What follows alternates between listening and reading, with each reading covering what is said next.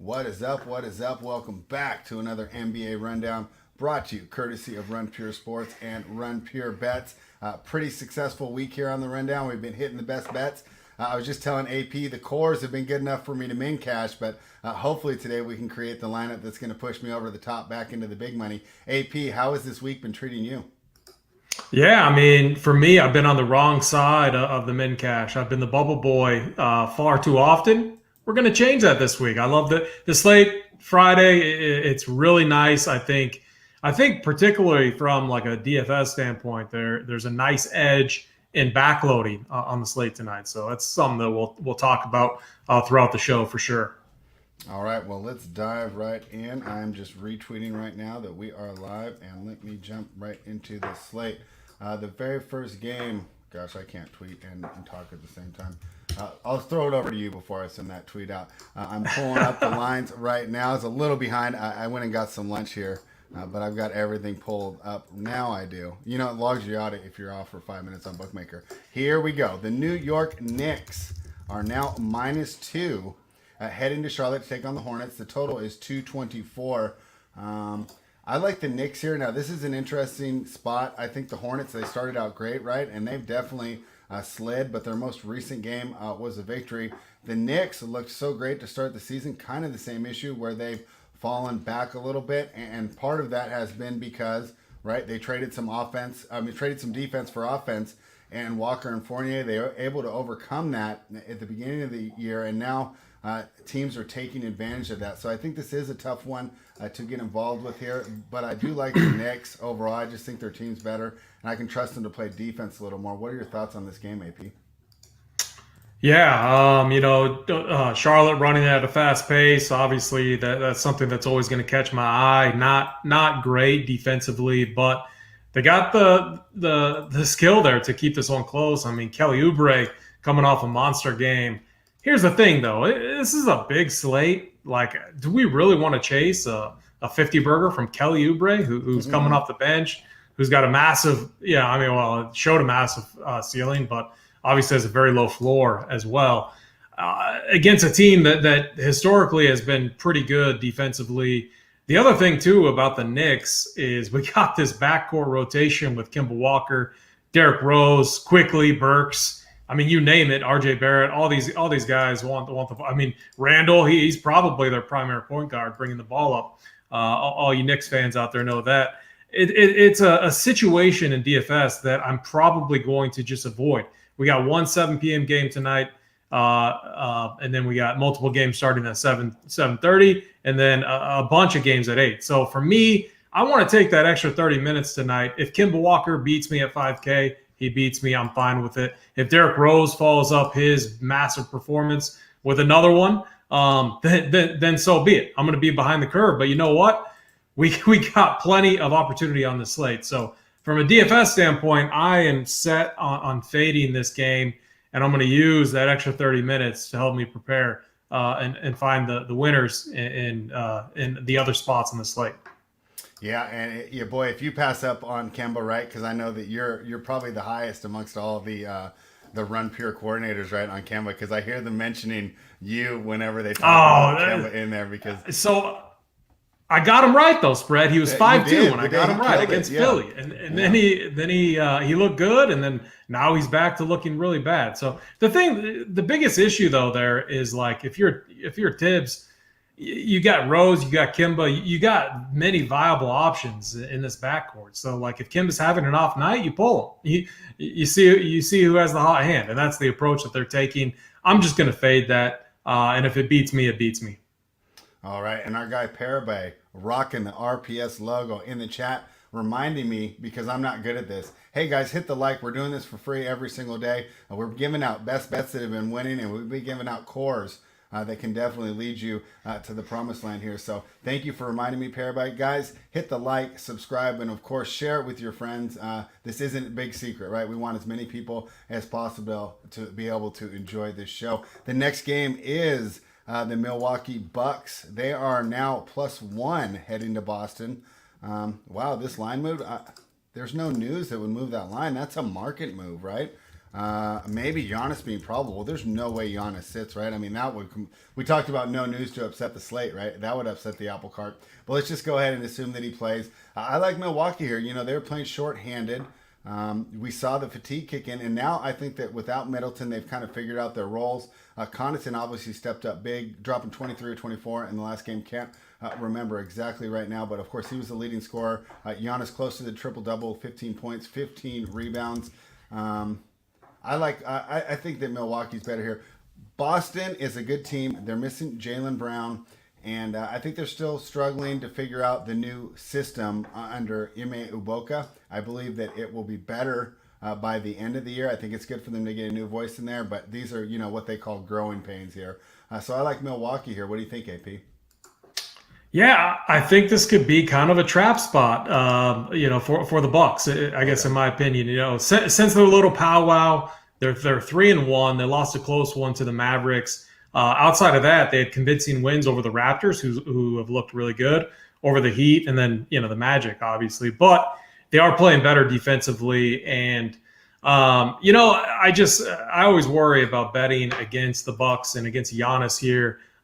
We saw him in the third quarter last game, so I think I was underweight on him against the Knicks. I just thought it was a tougher matchup, and at halftime, it looked good. And I went to Discord. Everyone in Discord is, Giannis sucks. Giannis is busting. Giannis this and that. What does he do? He goes absolutely insane in the third quarter and, gets it done. Actually, no, it was against Philly, actually. He finished with 62 fantasy points. So I think this could be a battle, though, back and forth. I think it's going to be a close game. I agree with I think anyone could win here, even with the Celtics down Jaylen Brown. Marcus Smart looked a little bit better. Tatum, I think it'll really come down to Tatum getting his shot going. Then you got Al Horford and you got Big Bob Williams in there. You got to think that they'll make it a little bit tough on Giannis there in the paint, but it is Giannis. He can get it done. I'm kind of torn on what to do DFS-wise. There's so many studs on this slate. I'm really looking at one, and that's a dude that should come out with a ton of aggression tonight, and that's Nikola Jokic later on the slate we'll talk about. But really interesting game. I lean the over here, over 211. I think we'll see decent pace. We know the Bucks want to push the pace. We saw good pace against Philly in that game. It just comes down to can Dennis Schroeder, Marcus Smart, can they make shots? If they can make shots, I think this game goes over. Yeah, that'll be interesting. And these totals are going down. I seen the hoop on Wednesday. Can't wait to talk to you because unders have been hitting above 60% on the year, but I think the great turnaround is coming real soon. Yep. I think there will be. I love the new rules. There'll probably be a little bit of relaxing, especially I think in the contact in the paint. I think the perimeter is being called perfect. Maybe they're a little too lax inside. I personally like it. I just think it's going to change. And then my last DFS question for you before we go to the next game. Bobby Portis, right? I mean, the guy's just got fire next to his name every single night I log on. $6K, I mean, they moved his price up, but it's not, ridiculous. It's $6,000. Do you have any interest in Bobby Portis, or did they finally price him right where his value is elsewhere? Yeah, I think he turns into a tournament play. I just worry about it. I think Boston has looked pretty good defensively during this win stretch. They're not winning games by scoring a ton of points. If you look at these games, they are lower. The overall score, box score, has been much lower. So, and then when I look at the just context of this starting five, Schroeder, Smart, Tatum, Horford, were all pretty good defenders. And then you got Josh Richardson too, not terrible, coming off the bench playing big minutes. I think where I'm leading DFS wise, the one guy I have a few guys tagged green here, but Josh Richardson, if you need an early value play because you want to load up for studs later on in the slate, Richardson isn't a bad play at all if you think that he's going to continue to get 30-plus minutes off the bench with Brown out. We've seen it in 2 games back-to-back. His minutes went from 30 minutes to 32 and a half. So you have to think that they like this rotation they have going on. So DFS-wise, I'm looking at Josh Richardson. I don't want to play any of the studs here, but I would never talk anyone off playing Giannis. I'd never talk anyone off of playing Tatum. Those are 2 guys that have all the capability in the world to break a slate. Oh, I agree with you on that Josh Richardson call. And it makes sense to me from the coaching perspective and when you look at the game from the betting perspective. And I mentioned it when I wrote about this team today. I think this team can absorb the loss of Jalen on the offensive end, right? I just funnel a little more to Schrader, funnel a little more to Tatum. Horford's not bad on his own, right? I mean, I'm not going to funnel everything through him, but I can use him to get a shot when I need some variety, right? I can absorb that loss on the offensive end. Where I really miss Jaylen Brown is on the defensive end of the ball. You had Josh Richardson in there. I don't even need anything from the offense. I just need solid defense, and I think Uboka sees that too. So I wouldn't mind throwing him in there, and I expect that your minutes projection there will be correct. So, we kind of like opposite sides here. I like the Bucks. Sounds like you leaned a little bit towards the Celtics, but this should be a definite fun one for us to watch.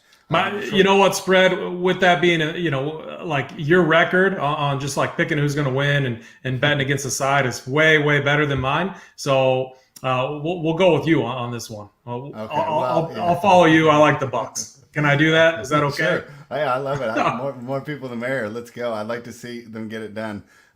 This line moved a half a point. It's the Detroit Pistons who are now catching 4.5. This opened at 5 last night. The Cleveland Cavaliers at home laying 4.5. The total, very, very low, 201.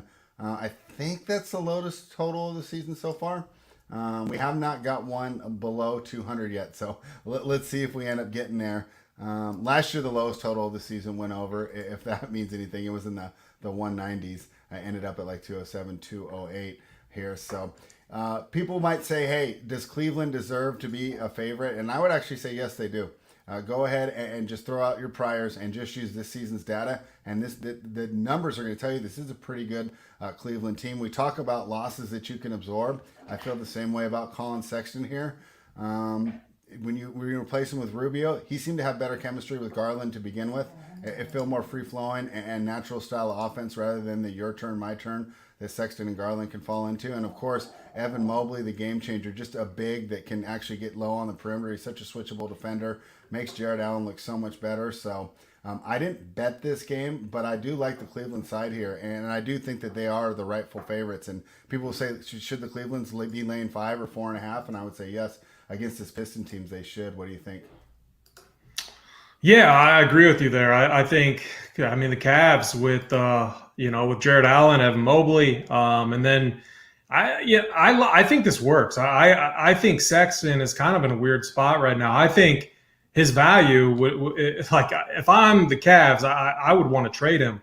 Yeah. As crazy, maybe if you're Sexton. No, that doesn't sound crazy. It sounds perfect to me.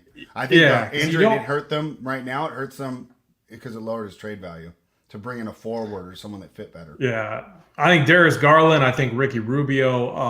I like this. And DFS, so yeah, I agree. Cavs, 200 total. My opinion there. I'm never touching the under on an NBA game. And then it's like, man, if you're betting over here and then you see like a first quarter of 23 to 22 and then a second quarter of like 24 to 20, you're already tilting. I know I would be. So it's not a total I'm going to touch. On the Pistons side, you're going to see, you're seeing occasional team ball, but we saw Jeremy Grant take over last game, Cade Cunningham take over. And so Killian Hayes was doing nothing, which he hasn't really done much. Sadiq Bey.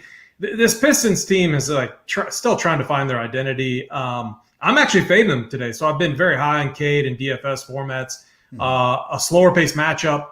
And then you have Grant and Cade, who are both, you can tell these are two high usage guys. They want the ball in their hands. They're going to take from each other. So it's going to present a risky scenario in DFS formats. Now, the Cavs side is interesting, and I got a shout out to our boy K. Falik in chat, K. Falik. He was talking about this Cavs rotation, and I actually got it wrong. I thought last game, even with the Coro back, I thought there was a good chance to get 30-plus minutes out of Ricky Rubio, which is what we saw against the Knicks. And K. Falik was in chat. His prediction was right around 25 to 28 minutes. He got 27. And what he was saying is you need him to be highly efficient in those minutes to pan off. Now, I'm showing decent ownership projections on him. At 5'7", he's not like if you're just looking at the box scores, you're like, man, no Sexton in there. Rubio's a phenomenal play. Obviously, he gets it done in many different areas. I still think his ceiling is capped a little bit as long as he stays under that 30 minutes. And I think, I think there's some risk to that play. So I'm leaning towards fading this game, to be honest, because I think Allen, Mobley, I'm fine with those guys, but I think they're appropriately priced. And I think Garland's appropriately priced. It's a big slate. I don't think I need to lock anyone in from this game. It's going to be potentially an ugly game, slow pace, low scoring. And I want to touch on some of the points you made, especially on Cade Cunningham and then Jeremy Grant having to take over, right? I think Cade Cunningham is overthinking or taking too much into this idea that he's the number one pick and he's got to come in and save the team. And he's not playing within the flow of the offense or letting the game come to him. Let's look at this. Field goal percentage, 284. 3-point percentage, 22% from three. No wonder Jeremy Grant's saying, give me the ball, right? I mean, these are not the best shots. And I understand he's, trying to be confident and trying to get things going and justify his draft position, especially with a bunch of other rookies doing so well. But I think it's out of the flow of the offense. It's hurting the team. So the one thing that stands out to me from this game on a DFS perspective, there's no one really like high salaries, right? There's no spend up. Highest guy is Jared Allen at 7,800. Jeremy Grant 7,100, right? So if you go at a mid-tier build, is this a game that you're looking at, or is there still no value? Yeah, if I was going to mid-tier build and I wanted to lock in a guy who's been consistent and maybe like in a cash game format, and you'd want to run this by like Mangone or Tidal, but Rubio, if he fit the build and allowed me to get other pieces that had a high combination of floor and ceiling, I would look to a guy like Rubio. But in tournaments, you need him to just go off and get those minutes. And you got to think this rotation stays the same as what we saw last game. And in my opinion, I just think that ceiling is capped. Like I want a guy at 5'7", I want that 40-plus upside from that price tag, going that mid-tier route. All right, that makes sense. Let's move on to the next game. I see the Portland Trailblazers are -6. This was 6.5 earlier. They're heading to Houston.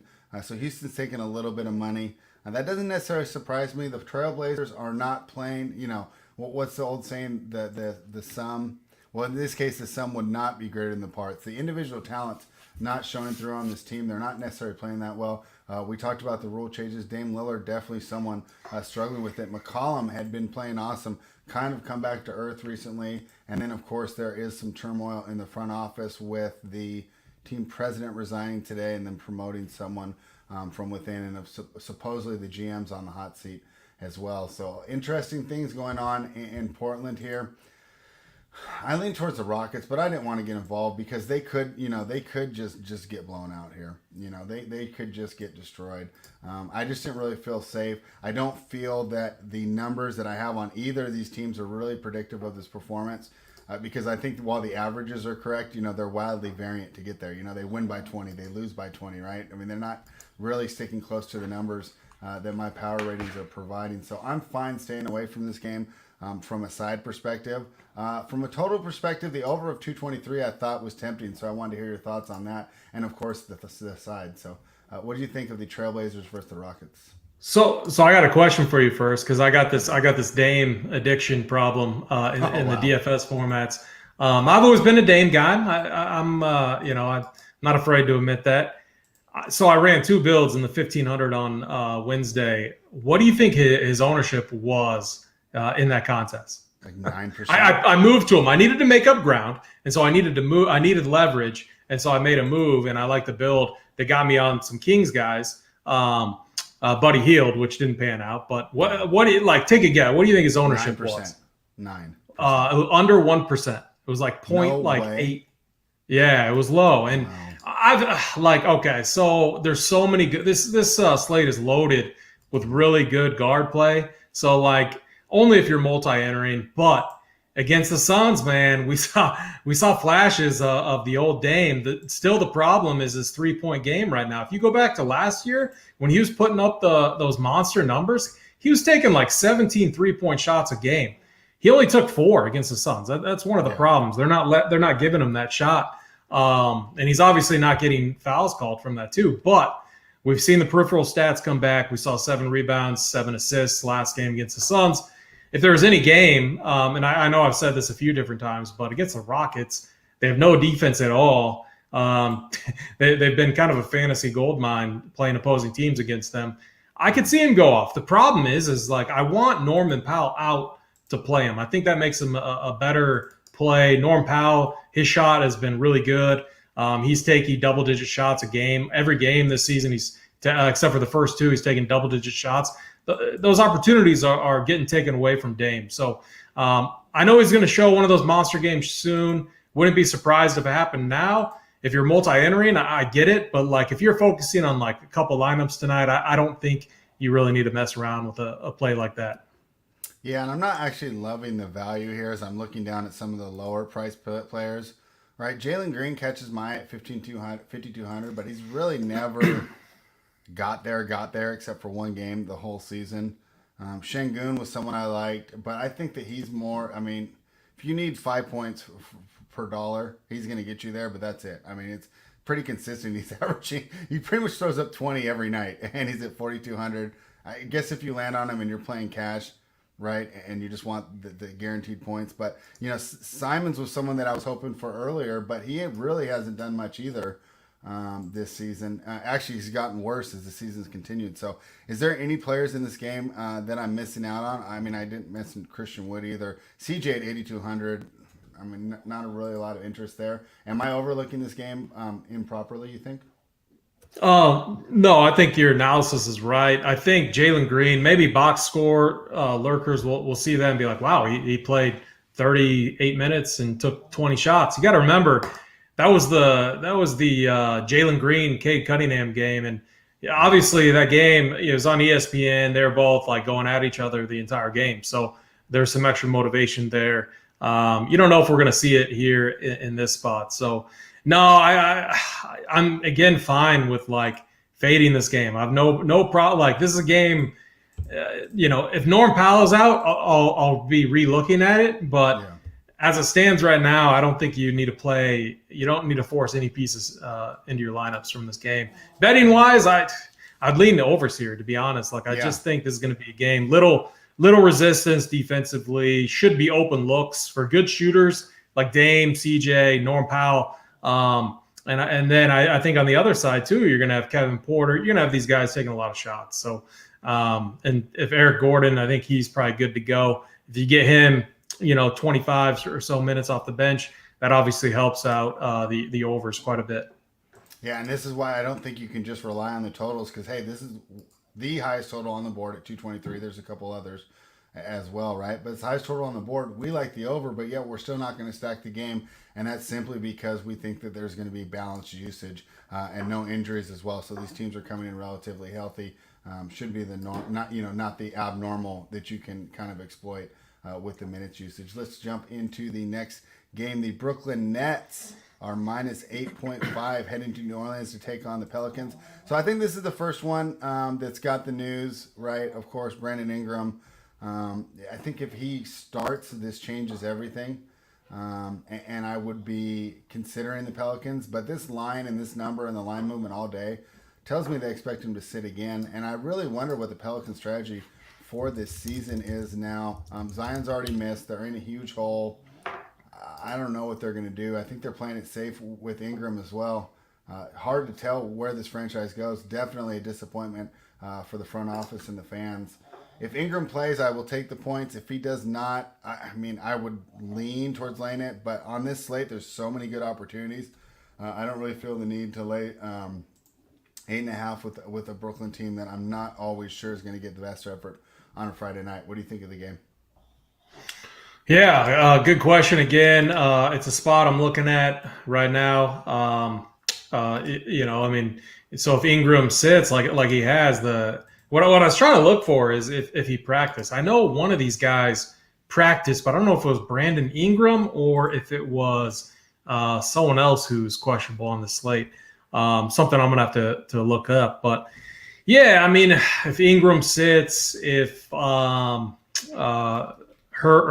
Big Herb Jones, if he sits also, that's going to open up some opportunity. However, Brooklyn's like with Bruce Brown out there with some of these guys, like they've been not bad defensively. So when you look at like Nickeil Alexander-Walker, who went off, you got to remember that was against the Thunder. The Thunder are terrible. Like any of these guys can go off against that team. They play no defense, provide no resistance whatsoever at all. So that was a game a lot of sharp people moved to. I believe I moved to Josh Hart, who got hurt. So again, that's kind of like my week, just landing on some of these plays. But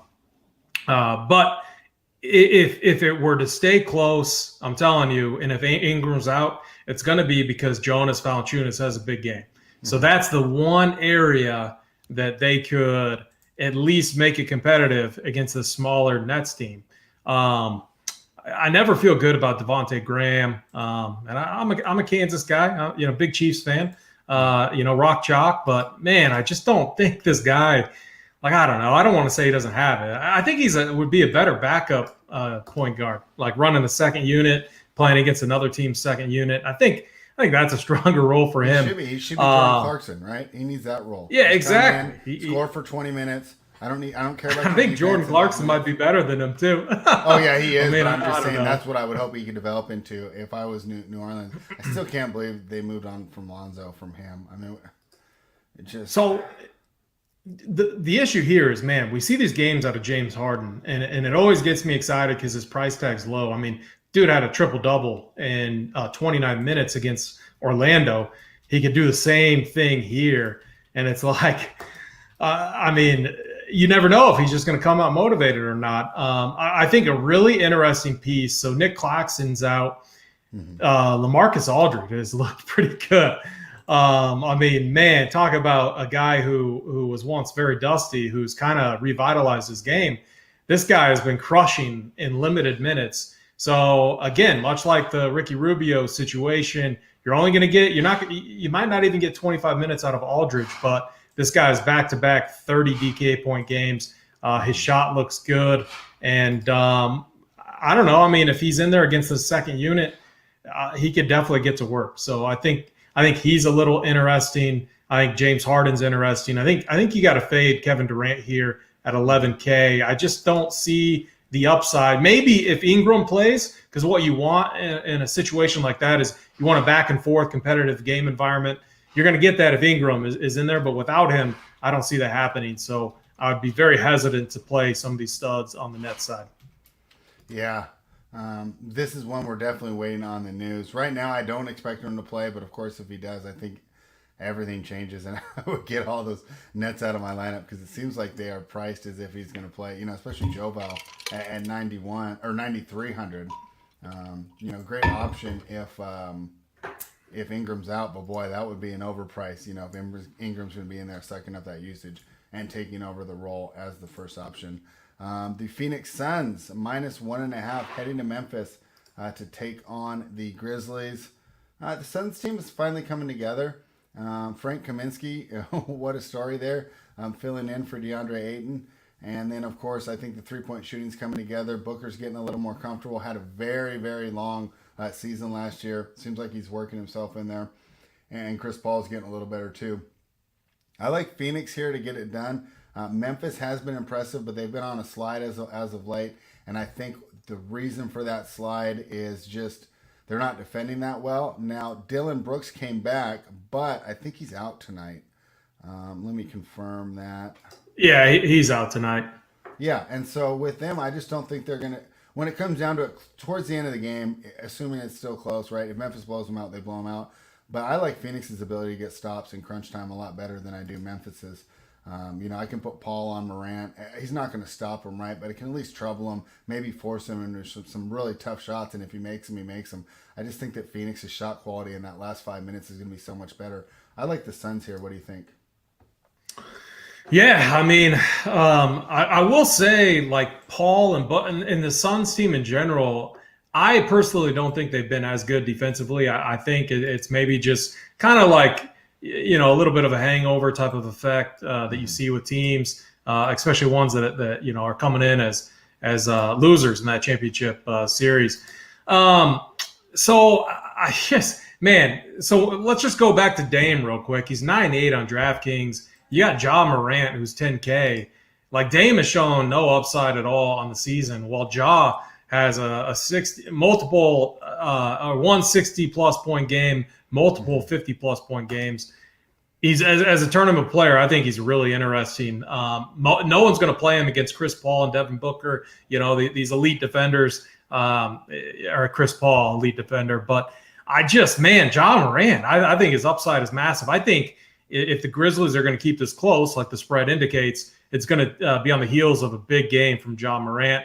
What you have to do, because I love, like, part of my process now, I've been working that optimizer into it with some of these studs. I'm telling you, to get them to hit builds and to get different, to see different types of build textures, you got to put that projection, like, you got to raise it quite a bit. So, for example, I'm showing across the industry a couple projections right now around 40. So, like, he's going to hit nothing, and optimizers do command and control ownership quite a bit, because there's a lot of people out there that just, they import projections and they, delete two builds and they run it and they go with that. So what you have to do with someone like Ja Morant is change it from 40 to like 58 or something like that, closer to what his ceiling is, and just see if he hits a few of your builds and see what that build looks like. I think Ja Morant's a really interesting play. I think D'Anthony Melton is really interesting with Brooks out, a guy that maybe people overlook here.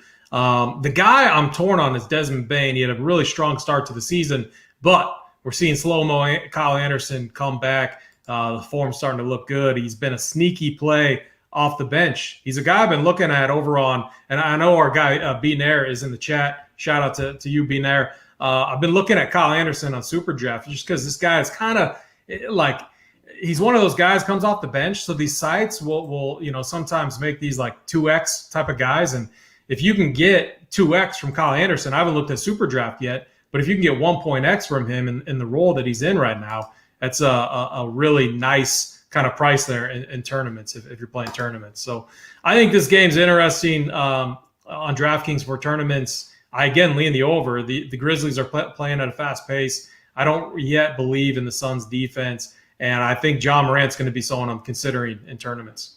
So you're not worried about Chris Paul on Morant? No. I mean, he'll get it together eventually, but go look at like what these guards are doing to him. I mean, it's like even Dame had a decent game against him, and Dame's been struggling, as we just said. So it's been interesting. I don't think they've been as strong defensively of late. I know that's going to change. They're going to get it going, and they could definitely give Ja Morant a tough time, but I'm not a believer in it yet. All right, I got two more questions for you DFS-wise before we move to the next game, and they're both at the power forward/center position. Let's start on the Memphis side. Jaren Jackson Jr. I've been pretty high on this guy. A lot of athleticism, a lot of skill. Do have to worry about that foul trouble limiting his minutes. 6,200. What do you think? Is there a way that he makes it into your build today, or is there better options? Oh, you're muted. You're on mute. What a donkey.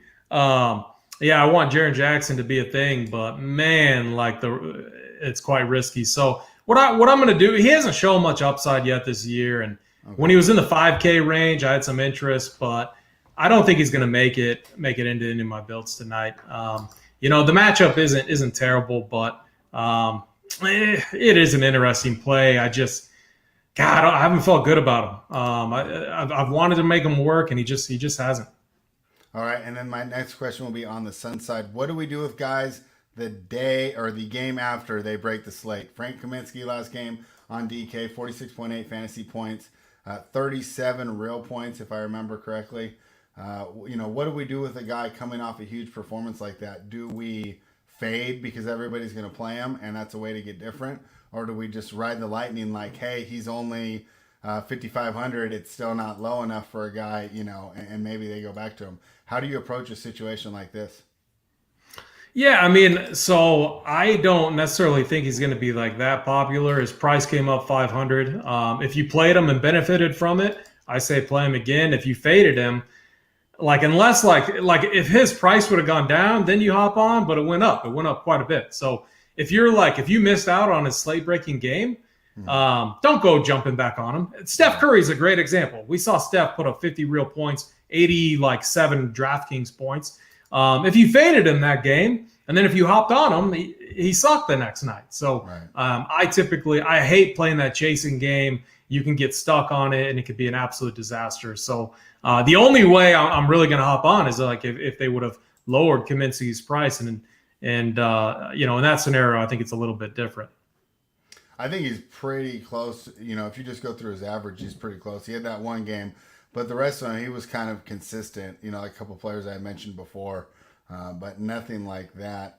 So it'll be interesting to see where things go. Also, Steven Adams is playing, right? So maybe less of an opportunity for him to get loose against the big man down low, Steven Adams. Sacramento Kings out to 4.5 against the Oklahoma City Thunder. A lot of people I know love the Thunder in this spot, and I respect their opinion. Of course, I'm obviously a little biased living in Sacramento. But boy, I know they've won, 3 games in a row, but is this too fast for a team that we didn't have highly rated going into the preseason? Or is this like the Bulls or a couple other teams, that I was just wrong about preseason? Do I just throw that out, go off the numbers that I have now, and just admit that this Oklahoma City team's pretty good, and they're catching 4.5 at home against the Kings team that looked pretty lethargic against the Spurs on Wednesday night? I didn't have a position in this game. I think it's very tough. My original lean was towards the Kings, but so many people make great arguments for the Thunder. It just walked me right off, and I was fine to sit on the sidelines. What are your thoughts on the game?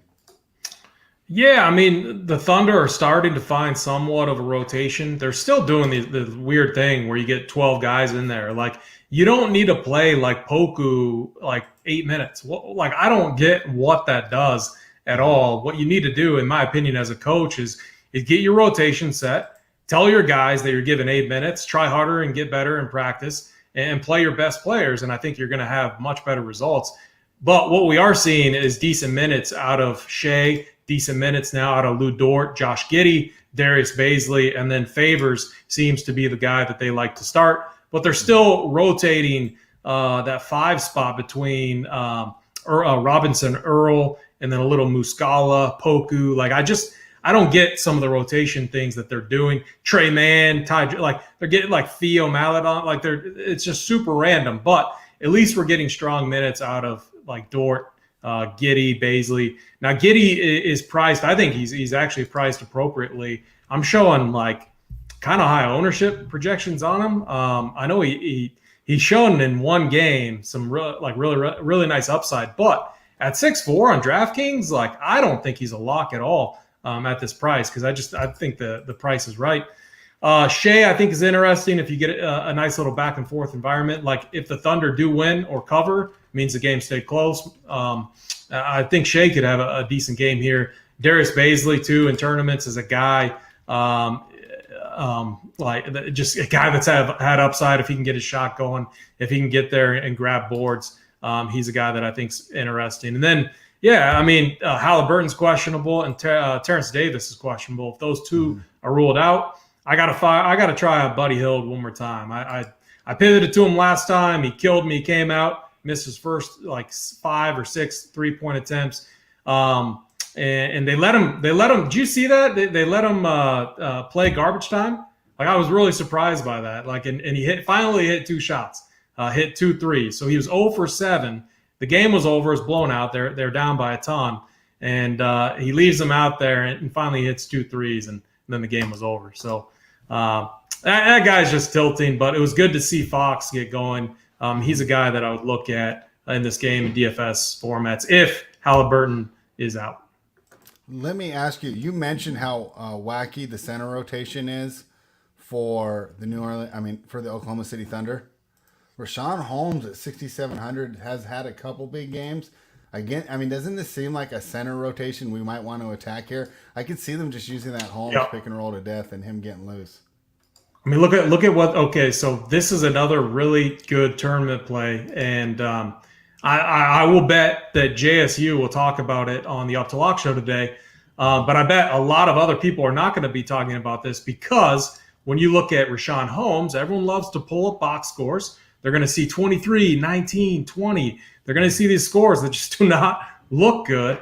He's a matchup-based guy. Look what he did against the Hornets. Like the Hornets, they are another front court that we can absolutely attack. Dallas has been a front court that we can attack. He put up 44 against Dallas, 50 DK points against the Hornets.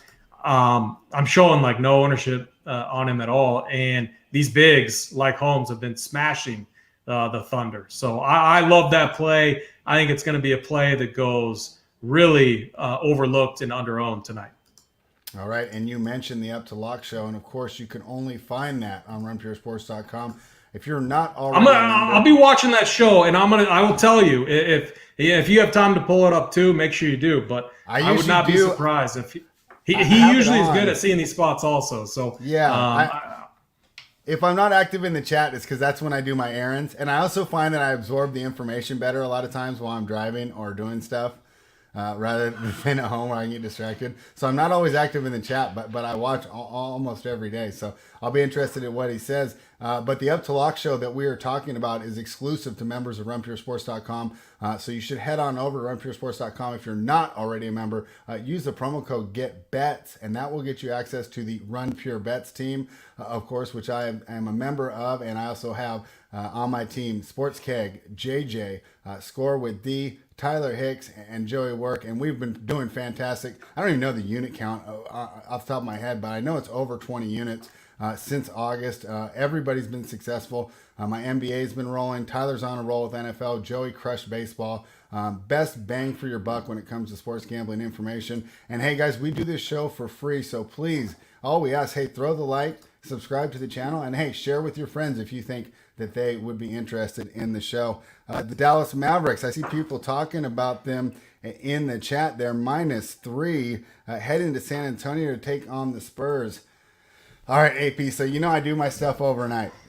This was a game that initially, before I ran any numbers, I said, I think I'm going to be on Dallas here, right? You know, they're 7-4, right?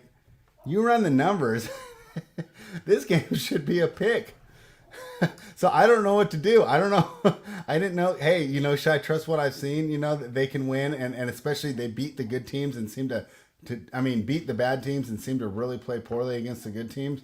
Or do I just trust the numbers and say, hey, this line is actually up. There's value on the Spurs. I stayed away, but I'd love to hear your thoughts because I'm not against getting involved if you can steer me in the right direction. I mean, you know, the Spurs look good against your Kings last game. So yeah, they did. Before that, they lost to the Thunder. So, I mean, I never have a good read on this Spurs team. Like, you know, you got Popovich, obviously a very good coach, can always get it done with the pieces that he has. And then you have a Mavericks team that is getting to be healthy.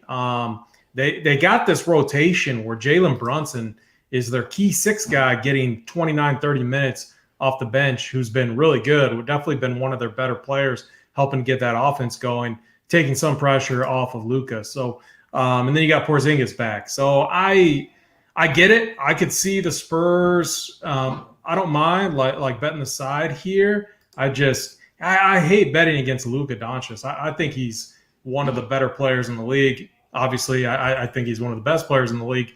I know many people have opinions about that. Some people think, Trae Young over Luka. I'm definitely Luka over Trae long term.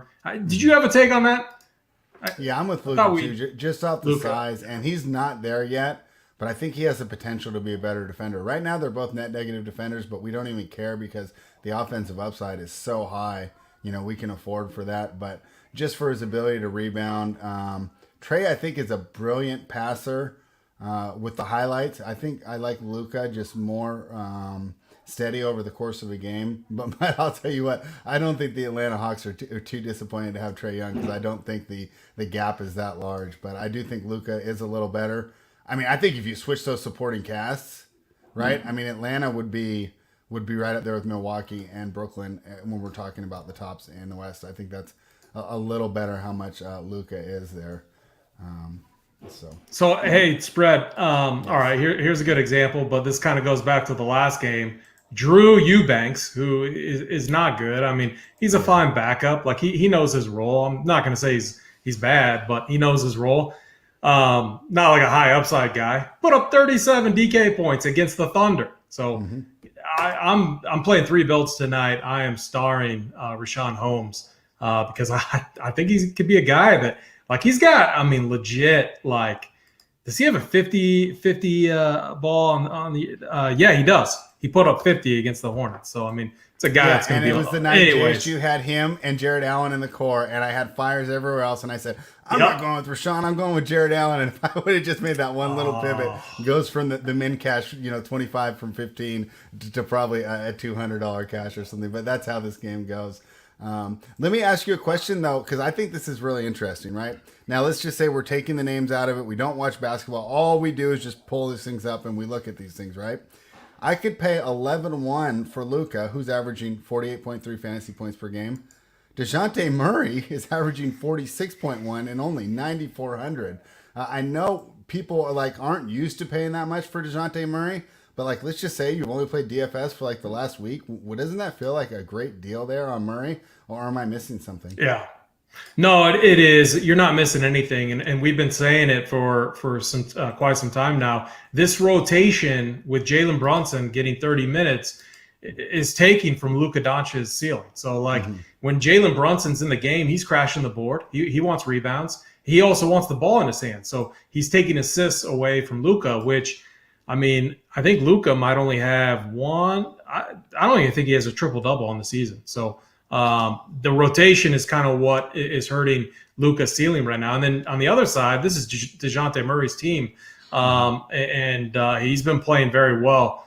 And we haven't seen – the problem with him in the past is he would make some mistakes on the defensive end, or he'd turn the ball over and Pop would just yank him. He'd yank him and put him in the doghouse. And so you were paying for a guy who – it used to be 7K all the time. Now he's 9.4. But we haven't seen that this year. He's been playing really well. The offense looks good with him running things. So I definitely, if I had to play one or two in my lineup, not just, price factoring in, I definitely play DeJounte Murray over Luka. I have Luka as a fade tonight, which is rare, because I'm a Luka guy. Just he's not priced appropriately for the current role that he's in. Yeah, DeJounte Murray's just the guy that jumps out to me almost every time I'm making these lineups. And I hope they keep him under 10K. Because I feel like I'm getting a 10K guy right here for, how much is he? 9,400, right? I feel like I'm getting a $600 discount there when I put him in the lineup. So, hey, keep him there, right? It gives me one easier decision to make, DraftKings. Atlanta Hawks are now +4 heading to Denver to take on the Nuggets. And I know you had a lot of thoughts on this game. I will be brief on my thoughts. I like the Nuggets here to bounce back. I think, you mentioned Jokic is going to be fired up. And this Atlanta team is in a tough scheduling spot. They've lost 5 in a row.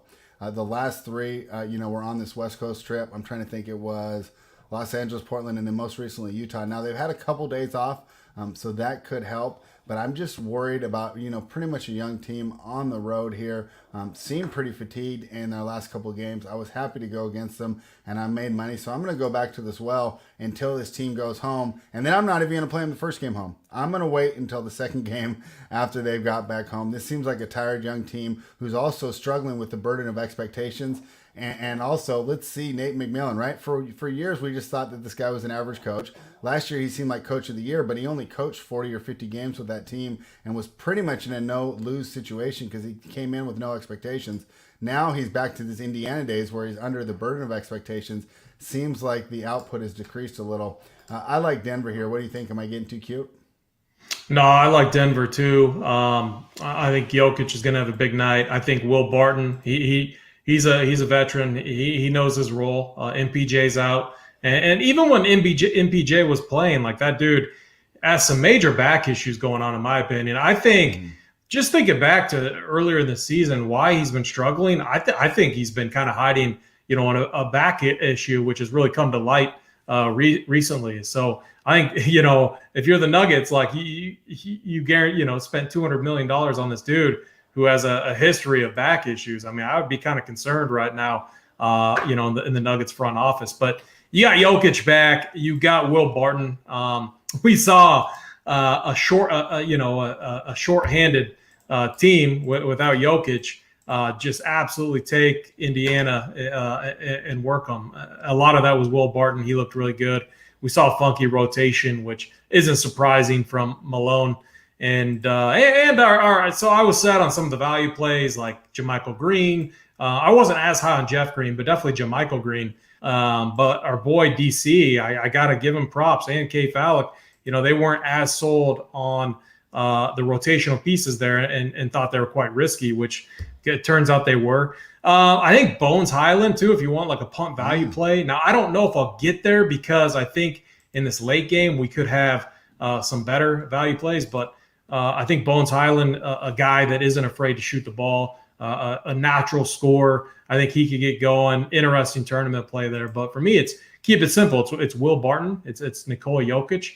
And I don't think I'm not going to, unless, okay, so actually I take this back.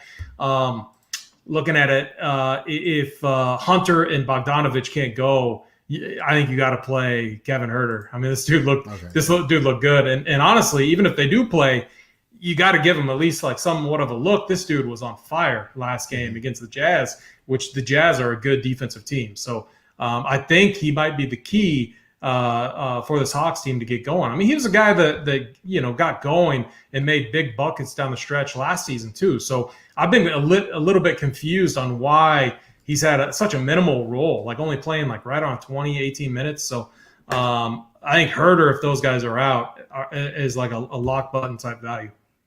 All right, let's just say money's not an issue. I'm on my last spot. I can afford both. Who would you rather play tonight, Giannis or Jokic?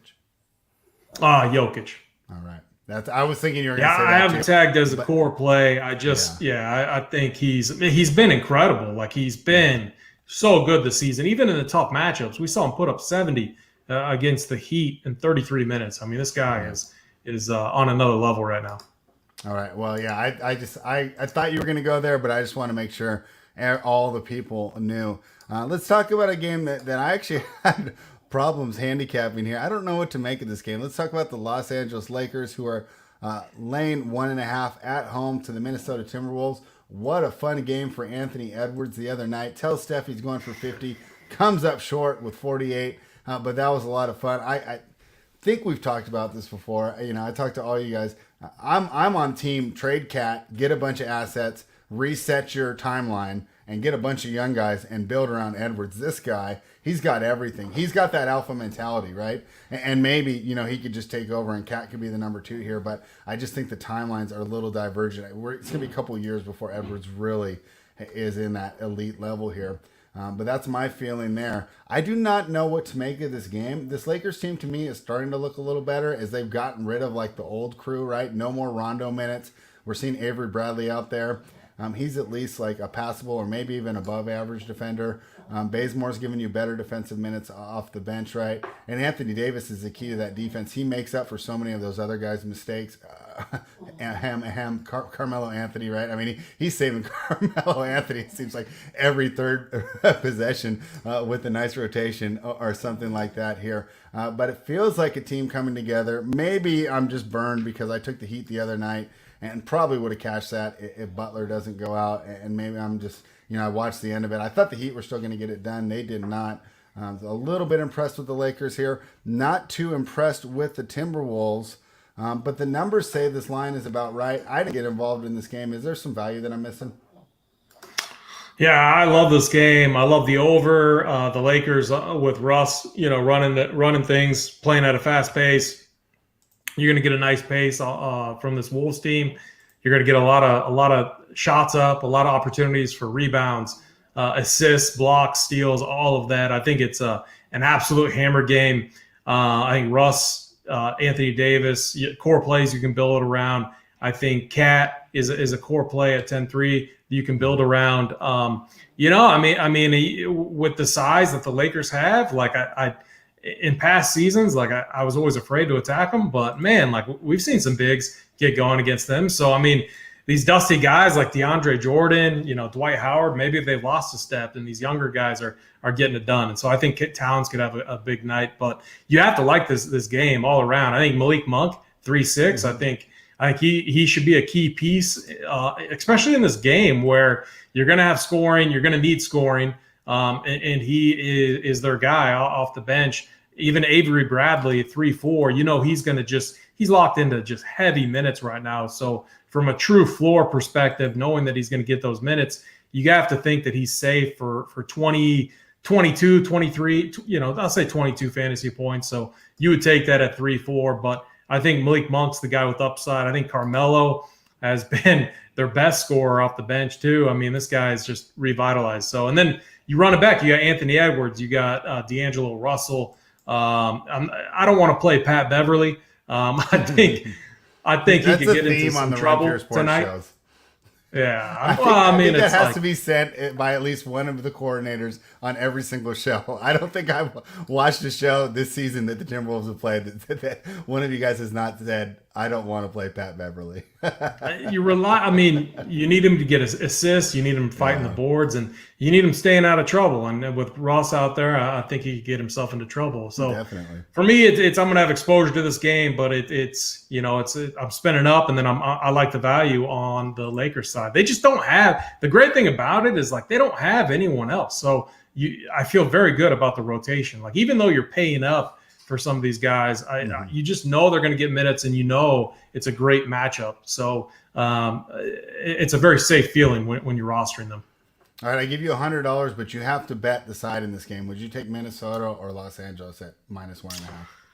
I think I would take the Lakers. AD there. I think the difference maker. Yeah, and Russ. Last year we said it too. Like he had a slow start to the season, and then he got going, and everyone started. He got his legs back. I mean, he's coming off a nice game. Shot looked decent outside of his last shot he took. Which went to overtime. I mean, why is he taking that shot? But I think how does that happen out of a timeout, right? Why not set a play up for like Carmelo Anthony or Malik Monk, or just have him crash, and get to the lane. Go to the rim. He had beat the guy. Yeah. He beat Tucker off the dribble the last couple of times. Tucker's cool, but he's still 37 years old. And Westbrook, for all his faults, is still one of the fastest players in the league. Right up there with De'Aaron Fox. I'd say I'd love to see a race between those two. But yeah, all right. You like the Lakers? I do too. I just didn't want to get involved, and I'm fine staying away because there's other spots that I like. And this is the last game, so I actually went out of order, but I wanted to leave this one for last because it's a spot that I like. Well, we got a good question in chat real quick, real quick. So why is Monk's minutes all over the place? My opinion on this is just a little bit matchup dependent, and then it's just like who knows. But I like this matchup. I think they need scoring. You're gonna need a guy like Malik Monk out there. Like I would rather him be out there than a Bazemore or who else do they have? Rondo's not in the rotation anymore. And the other thing too is they can always move AD to the 5. So I think what that does is it opens up for the ability to go a little bit smaller, get Melo in there, also get Monk in there, and then you got kind of a rotation between like Bradley, Baisley, Monk. Is kind of what it looks like in my opinion. Yeah, and speaking of AD at the 5, we all know that's the best Lakers lineup. Maybe it'd be a little easier to coax AD to do that going against his old friend Towns, who we know isn't like a physical player, right? It's not like getting down there with like a Jokic or an Adams or a Joe Val that's going to physically punish you. Cat kind of plays that same style. Yeah, Jonathan Nelson answered Reeves was taking minutes from Monk, but now he's out injured. Yeah. Oh yeah, that's the better answer right there. The one thing about Reeves is like, man, that guy just gets lost. Like you forget he's on the court. He just kind of disappears and then takes the occasional 3. I just had to look it up real quick too. So Anthony Davis versus buddy Karl Anthony Towns. As a Laker, the last time he faced him was December 8th, 2019. Put up 77 DK points. So yeah, do you think he's going to love that matchup? Because he's a real. I hate to use that word, right? But he doesn't like physical contact. Is what I'm trying to say, without taking it too far. So yeah, Davis is definitely worth a look tonight. So if you can only spend up for one your utility, it's either Russ or AD. Who do you like there? I like AD personally. I like AD because I want one of the guards. I want D'Angelo Russell or Anthony Edwards. And Edwards is coming off that monster game. D'Lo might be I know he can be frustrating, but man, he can get it going too. I think he's an interesting tournament play.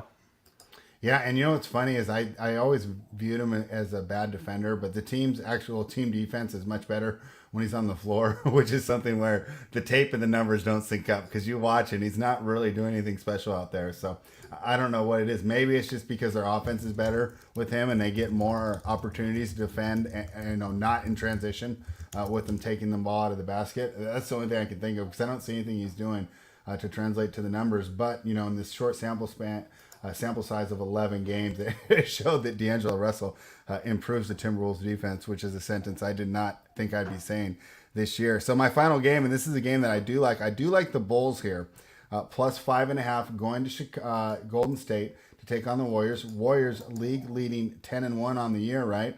But let's look their last 6 wins, none of them above teams that are over 500. So they've been really good at beating up on these bad teams. Only 2 of those 10 wins, right, are teams above 500 overall. So they've had a really favorable schedule here. Chicago, I was down on, but hey, what do we do in this industry, right, AP? We're willing to admit we're wrong, and we're not just going to stick to a bad opinion because we said it before the season.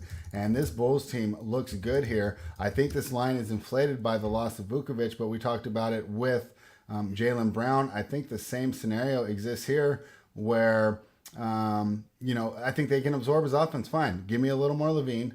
Give me a little more DeRozan, right? I mean, we can absorb this offensive usage. And on the defensive end, I actually like Tony Bradley better than Vucevic just for, contesting shots at the rim, grabbing rebounds.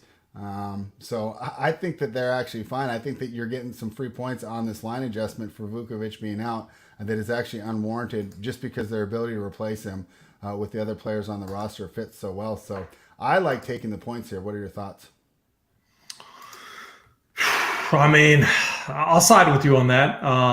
Really, you got Levine still, you got DeRozan, you got Ball. All 3 look good. All 3, this environment's going to be better for them anyway with the Warriors playing small, forcing other teams to go small as well. I could get on board with that. The Bulls have looked good also. So I'm with you there. They haven't been terrible defensively. But, man, this is another game where I just think it's going to be a hammer in DFS. The one problem with the Bulls is they had too many cooks in the kitchen, and which affected everyone's ceiling. So when Vucevic is out there and then everyone else, he's going to hurt DeRozan's ceiling. He's going to hurt Levine's ceiling, Ball ceiling, etc. Now with Vucevic gone, it opens things up a little bit. I think DeRozan, Levine, Ball, I think are all fine plays. I think on the other side, too, keep an eye on Draymond Green. He's questionable. Mm-hmm. I think Damian Lee is also questionable. If those 2 sit, here's why I'm backloading tonight. We have so many key injury spots. Like if you waste all your roster spots on early games and then Draymond sits, Damian Lee sits, you're going to get Bielita in there, and he's 3-2, and he's going to play heavy minutes. You're going to get Otto Porter going against his old team. He's going to get decent minutes. Or your boy Gary Payton could get decent minutes. I'm off Wiggins. I think Poole's a fine play. I think Curry, again, here, especially going up against Lonzo Ball, who he's just torched when he's faced him. Guess how many fantasy points this guy averages against Lonzo Ball? Well, at least the last 3 times he's played him. It's a 55, 59, and 62. So Chef is definitely in a spot to where – and I respect Lonzo as a defender. I just think it's a spot where he could definitely get to cooking. So I think this game is interesting fantasy-wise. I think if you like the Bulls to cover here, that you have to consider Lonzo, Levine, 2 of these 3 in DFS formats. I think 2 of the 3 will hit value tonight for sure. Plus, like a guy like Tony Bradley.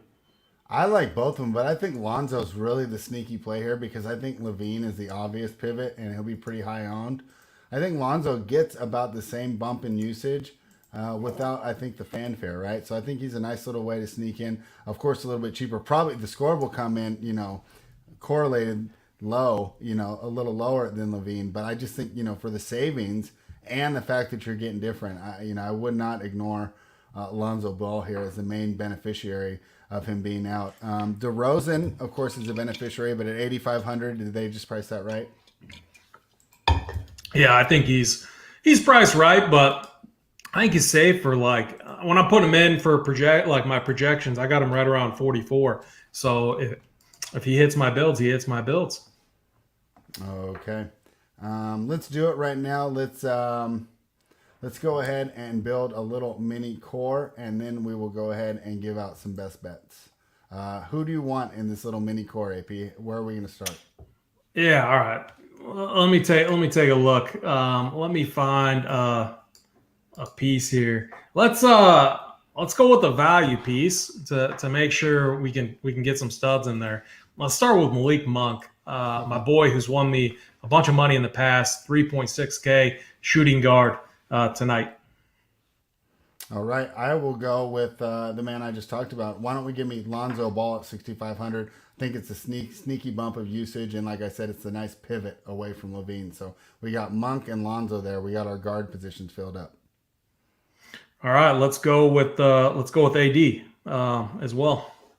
All right, let me throw him in this little core right now at 10-9 AD. And then my last one. So I'm gonna ask for your help here and there. Gosh, who's a bunch of guys that we have all made? I got one. Go ahead and give out the last one if you want. Yeah, please. So I think with a build this route where we want Ball, a mid-tier guy. Mm-hmm. We want AD. I think what we want is another punt value type piece that feels safe, like a mispriced type guy that's going to allow us to get a few more quality players in there. So why don't we go with Josh Richardson from the early game? We can plug him right there at the small forward position. If we do that, we got 6,400 left with 4 spots to go. So I think that's going to be because I could see people putting like Bradley in there, and then you got a bunch of salary left. I mean, you could easily get another stud in there if you wanted. All right, so we're going to go Josh Richardson, Lonzo Ball, Anthony Davis, and Malik Monk. Let's move on to the best bets. And AP, you're not going first. We're bringing on Tyler. Tyler couldn't make the show, but he's here for Gregory Russo's favorite segment. Tyler, glad you can make it because this is what the people want. You know, they listen to me and AP talk, but they want to get these bets. Tyler, you got a great bet for everybody? I had to throw something together real quick because, to be honest with you, I thought I was joining the NFL show we were getting ready to do. I was getting prepared for that. I seen the live tab. I was like, I think I'm in the wrong place. But looking What's up, Tyler? What's up, AP? I mean, I got to go right back to Randall double-double.